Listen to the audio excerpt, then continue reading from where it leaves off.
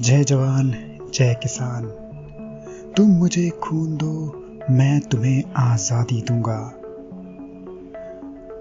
सुने हैं ना ये वाक्य? सबको मालूम है कि ये किन्होंने कही थी, है ना? लेकिन क्या आपको ये मालूम है कि इन दोनों कथनों में क्या एक जैसा है? सोचिए। देखिए, जवाब ना ऐसे नहीं मिलता। दिमाग के घोड़े दौड़ाइए, सर्च कीजिए। मैं तो अभी नहीं बताने वाला, इसके लिए थोड़ा सा वेट करना पड़ेगा आपको। स्वागत, बोंजूर, बूंदे पॉडकास्ट में आप सभी का वेलकम। मैं हूं एक छोटी सी बूंद, नवीन शर्मा।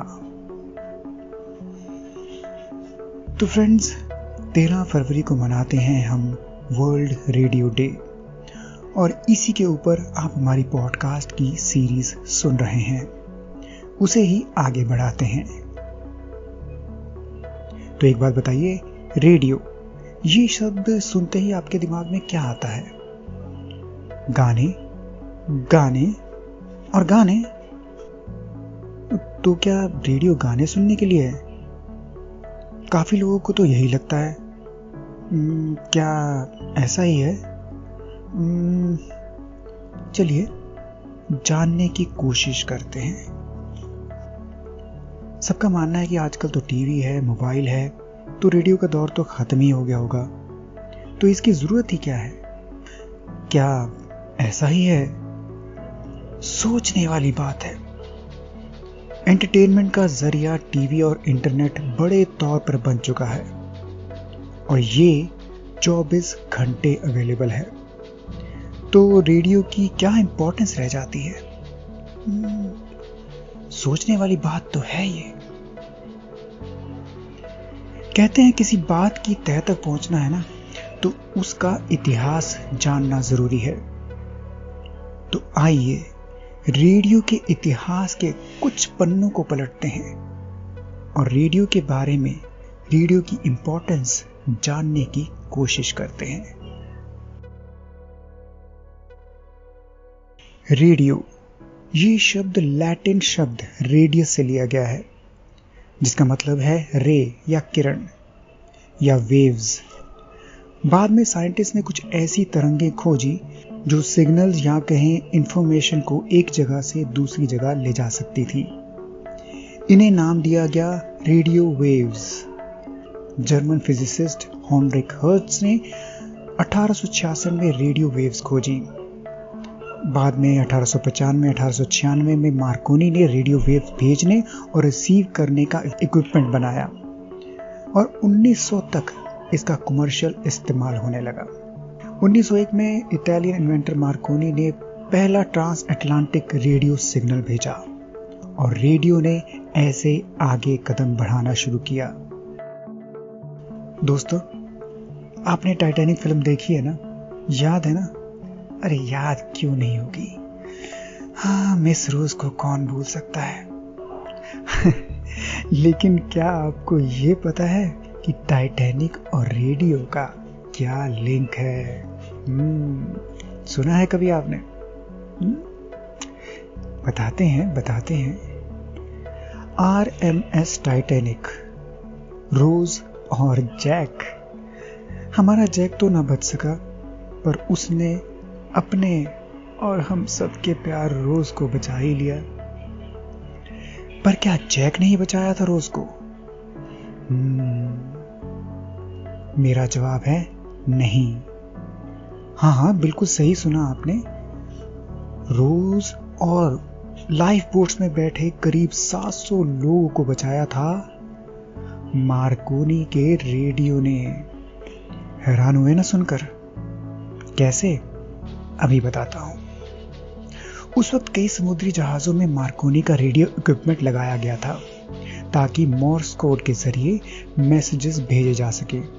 जब टाइटैनिक के कप्तान को पता चला कि टाइटैनिक डूबने वाला है, तब उन्होंने इसी मार्कोनी के सिस्टम के जरिए SOS यानी सेव आवर सोल्स मैसेज भेजने को कहा, और वो ऐसा करने वाला पहला जहाज था।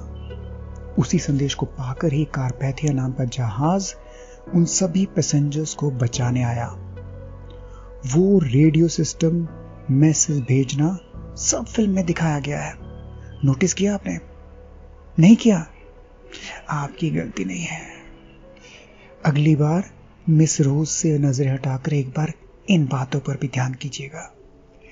तो हुआ ये कि इस बड़ी दुर्घटना के बाद यूएस गवर्नमेंट ने रेडियो एक्ट 1912 पारित किया, जिसमें हर पैसेंजर शिप पर रेडियो सिस्टम को 24 घंटे एक्स्ट्रा पावर सप्लाई के साथ चलाने को कहा, ताकि इमरजेंसी मैसेजेस भेजे जा सके। तो इस बड़ी दुर्घटना ने रेडियो की इंपॉर्टेंस को इस तरह से बढ़ाया। बस ये तो एक छोटा सा कदम था। तकनीक विकसित हुई और रेडियो भी। फिर रेडियो का मिलिट्री भी यूज करने लगी। फर्स्ट वर्ल्ड वॉर में इंग्लैंड ने इसका इस्तेमाल किया, लेकिन बड़े लेवल पर इसका फायदा उठाया हिटलर ने दूसरे विश्व युद्ध में। बिल्कुल सही सुना आपने। हिटलर की नाजी आर्मी ने दिन में 11 घंटे लगातार अपने दुश्मनों के खिलाफ जर्मन और अंग्रेजी दोनों भाषाओं में प्रोपेगेंडा प्रोग्राम चलाए, और रेडियो हिटलर के लिए एक बड़ा हथियार साबित हुआ। और ये आज भी ऐसा ही पहना हथियार है। देखा आपने कितनी ताकत है रेडियो में। वो आपने सुना ही होगा कि बड़ी ताकत आती है तो जिम्मेदारी भी बढ़ती है। कुछ लोग ताकत का गलत इस्तेमाल करते हैं तो कुछ सही, पर हम तो अच्छे पर ही फोकस करेंगे।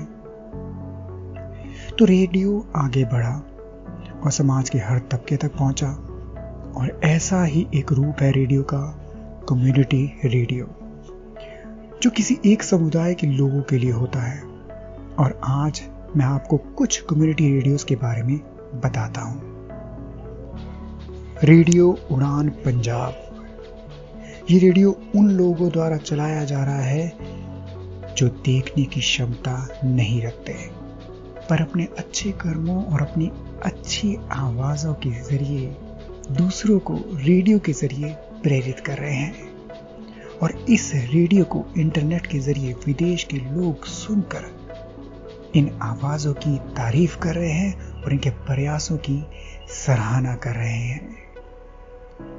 अपना रेडियो राजस्थान, ये महिलाओं में जागरूकता फैलाने का प्रयास कर रहा है। वसुंधरा वाहिनी महाराष्ट्र, खेतीबाड़ी से जुड़ा रेडियो स्टेशन किसानों में खेती से जुड़ी बातों का संचार कर रहा है।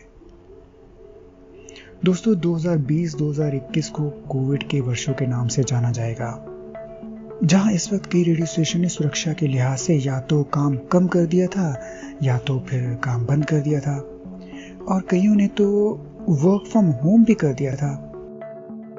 केरला, जहां कई बीमारियों की तरह कोविड ने भी सबसे पहले दस्तक दिया, देश का पहला कोविड पेशेंट यहां ही मिला। यहीं पर वायनाड के सोशल सर्विस सोसाइटी द्वारा चला रहे रेडियो मतौली ने सुरक्षा सावधानी के सभी साधनों का इस्तेमाल करते हुए 50 से ज्यादा पब्लिक सर्विस अनाउंसमेंट और संदेश ब्रॉडकास्ट किए, लोगों को रेडियो के जरिए जागरूक किया, विशेषज्ञों को बुलाकर लोगों से रेडियो के जरिए बात करवाई। और इसी समय असम में रेडियो ब्रह्मपुत्र ने लोगों को स्वास्थ्य, सफाई और मानसिक रोगों से प्रति लोगों को अपने प्रोग्राम्स के जरिए जागरूक किया। हर सुबह 3 घंटे सिर्फ कोविड संबंधी जानकारी लाइव प्रोग्राम के जरिए दी जाती थी। ऐसे कई और रेडियो स्टेशन हैं जिनके बारे में अगर मैं बताना शुरू करूं तो ये प्रोग्राम बहुत छोटा पड़ जाएगा, लेकिन उनके जो प्रेरणादायक काम है वो कम बिल्कुल नहीं है। पर एक बात इन सब में इंपॉर्टेंट है, वो ये कि ये रेडियो स्टेशन उन जगहों पर है जहां तक रेडियो की ही पहुंच है, टीवी की नहीं। तो सुना आपने कि किस तरह रेडियो लोगों के जीवन को सुधारने का प्रयास कर रहा है। एक बात तो तय है कि आप शहर में हो या गांव में, टीवी हमेशा आप साथ लेकर नहीं चल सकते। और इंटरनेट 5G आए या 20G, मोबाइल नेटवर्क भी वहां नहीं पहुंच सकता जहां रेडियो पहुंच जाएगा। रेडियो से मनोरंजन और जानकारी कभी भी कहीं भी प्राप्त कर सकते हैं। रेडियो आंखें खोल आंखें बंद करके अंधेरे में उजाले में कहीं भी कैसे भी सुना जा सकता है। वो सुना तो होगा ना आपने कि शरीर मिट जाता है पर आवाजें अमर रहती हैं। अब वो सवाल जिसका जवाब ढूंढने को मैंने आपको कहा था, जय जवान जय किसान और तुम मुझे खून दो मैं तुम्हें आजादी दूंगा, इन कथनों में क्या एक जैसा है? ये दोनों कथन रेडियो में ही दिए गए संदेशों में कहे गए थे। जय जवान जय किसान लाल बहादुर शास्त्री जी ने और तुम मुझे खून दो मैं तुम्हें आजादी दूंगा, ये सुभाष चंद्र बोस ने कहे थे। तो दोस्तों बताइए कैसा लगा आपको हमारा पॉडकास्ट।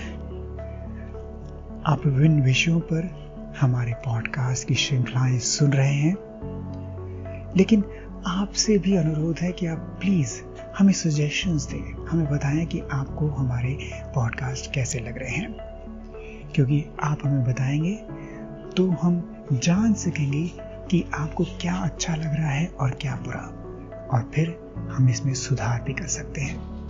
आपके सुझाव भेजने के लिए ईमेल आईडी है boondein.podcast@gmail.com BOONDEIN.podcast@gmail.com। हमारा ट्विटर हैंडल है बूंदे पॉडकास्ट, इंस्टा और FB पेज है यानी कि फेसबुक पेज है boonde.podcast।